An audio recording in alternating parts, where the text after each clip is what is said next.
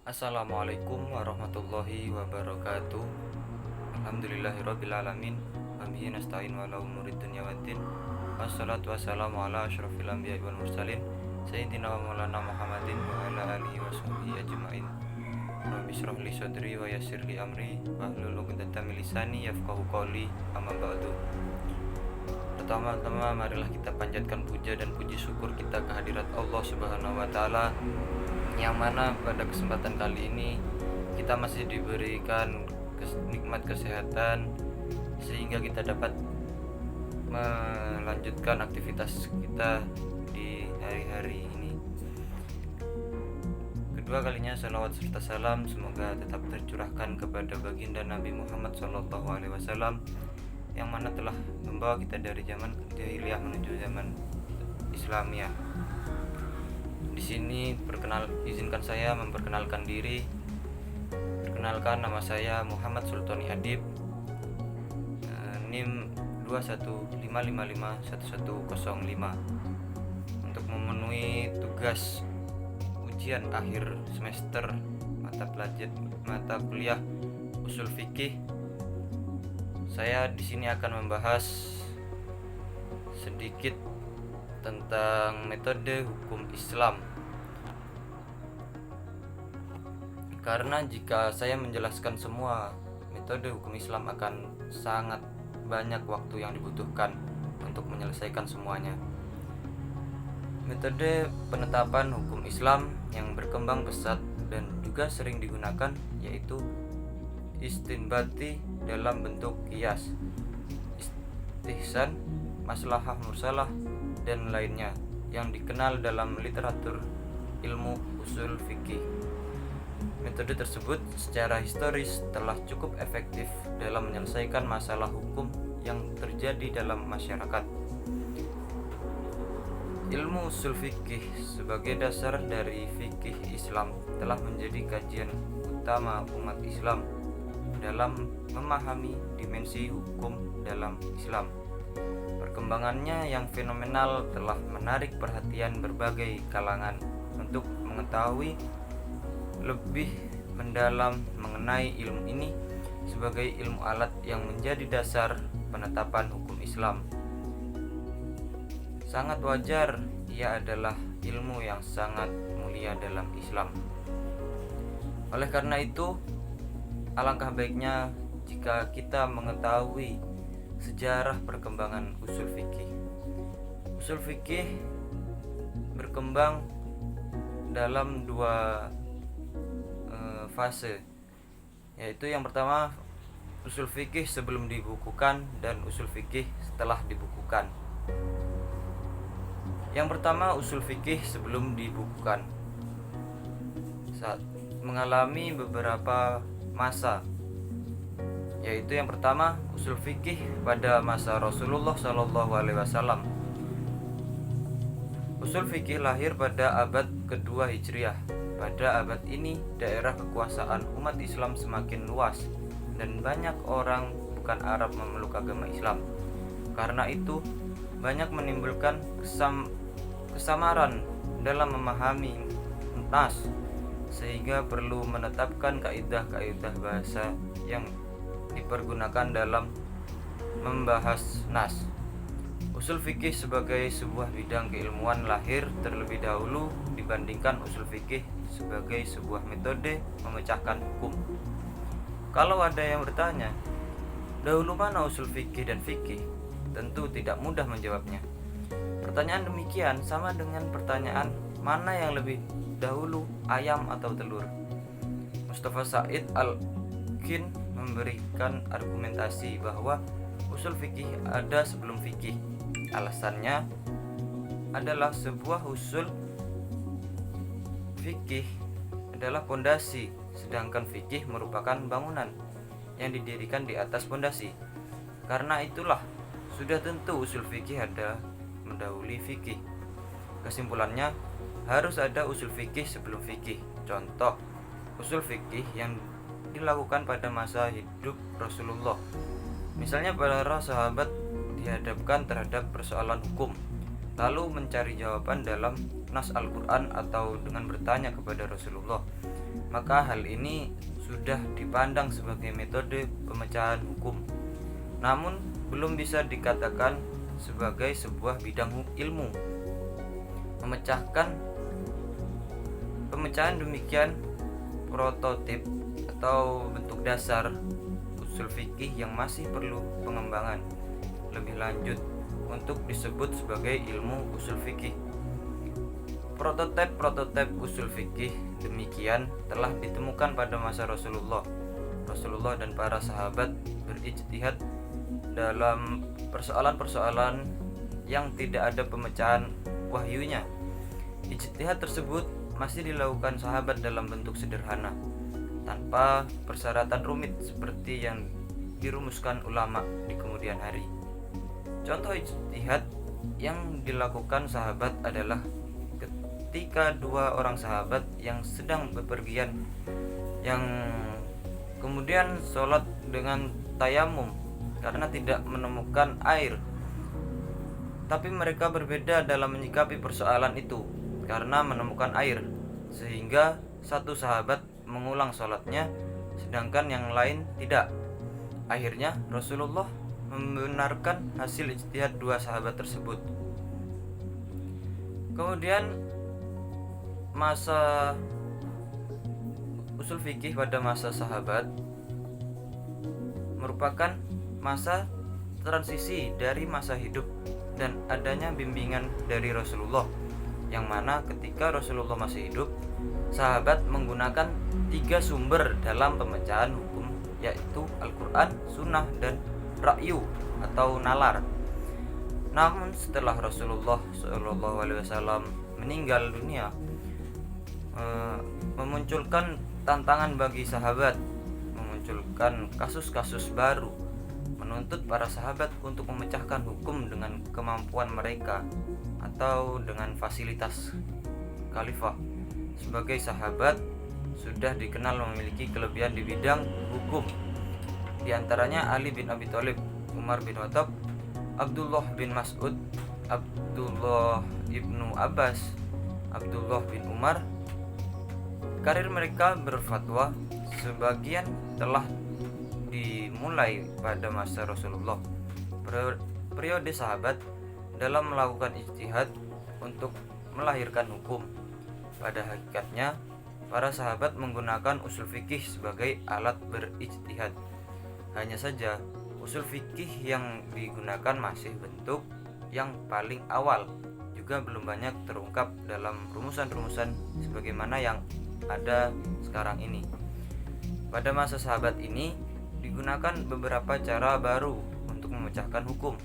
Para sahabat telah mempraktikkan ijma, qiyas, dan istislah atau masalah mursalah.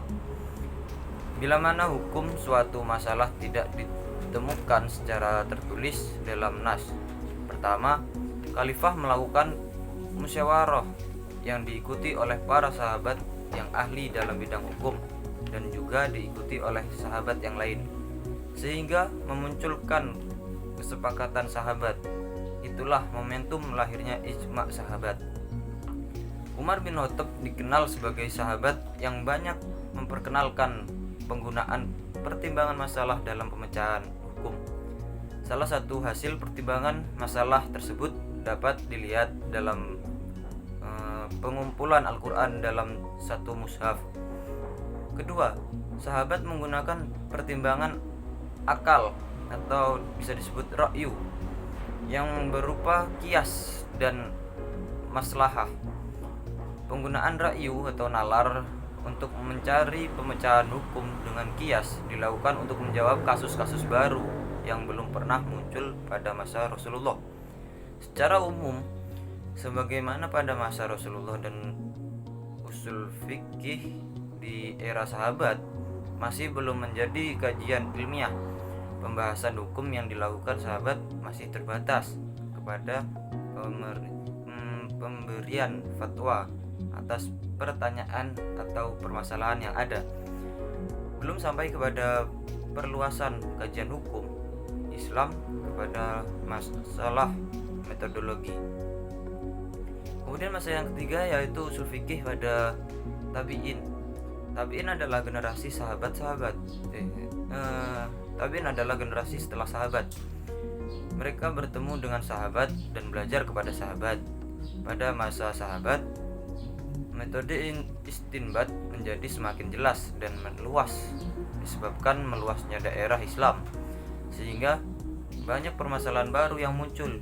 Banyak para tabi'in hasil didikan sahabat yang mengkhususkan diri untuk berfatwa dan berijtihad, antara lain Sa'id ibnu al-Musayyab di Madinah dan Al-Qamah ibnu Al-Qais serta Ibrahim al-Nakhai di Irak. Metode istinbat tabi'in umumnya tidak berbeda dengan metode istinbat sahabat. Hanya saja pada masa tabi'in mulai muncul dua fenomena penting, yaitu pemalsuan hadis dan perdebatan mengenai penggunaan ra'yu yang memunculkan kelompok Irak atau Ahrai dan kelompok Madinah al-Hadis. Dengan demikian muncul bibit perbedaan metodologis yang lebih jelas disertai dengan perbedaan kelompok ahli hukum berdasarkan wilayah geografis. Pada masa tabi'in dalam melakukan ijtihad, selain dari nas yang ada, mereka juga telah memiliki tambahan rujukan hukum, yaitu ijma' as-sabi, ijma' al-Madinah, fatwa as-sabi, qiyas dan maslahah al-mursalah.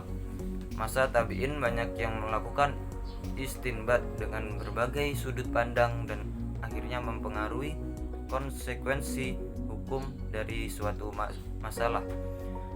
Contoh ulama fikih Irak lebih dikenal dengan penggunaan ar-ra'yu, yaitu dengan mencari ilatnya,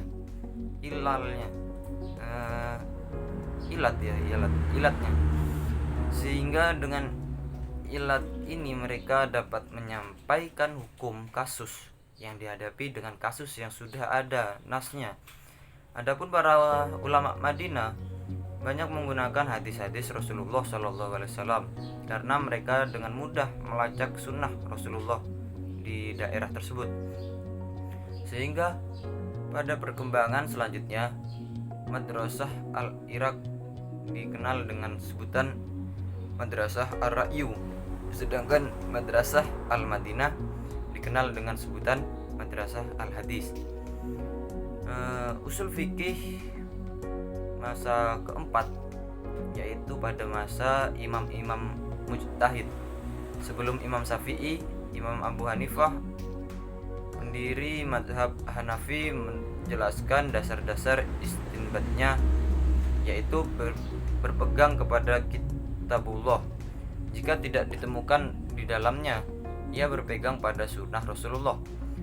Jika tidak didapati di dalamnya, ia berpegang kepada pendapat yang disepakati sahabat. Jika ia mendapati berbeda pendapat, ia akan memilih salah satu pendapat itu tanpa mengeluarkan fatwa yang menyalahi pendapat sahabat. Dalam melakukan ijtihad, Abu Hanifah terkenal banyak melakukan qiyas dan istihsan. Demikian pula Imam Malik bin Anas, pendiri mazhab Maliki, dalam berijtihad memiliki metode yang cukup jelas, seperti yang tergambar dalam sikapnya yang mempertahankan praktik penduduk Madinah sebagai sumber hukum. Alasannya adalah bahwa amalan orang Madinah adalah peninggalan para sahabat yang hidup di Madinah dan mendapat petunjuk dari Rasulullah SAW.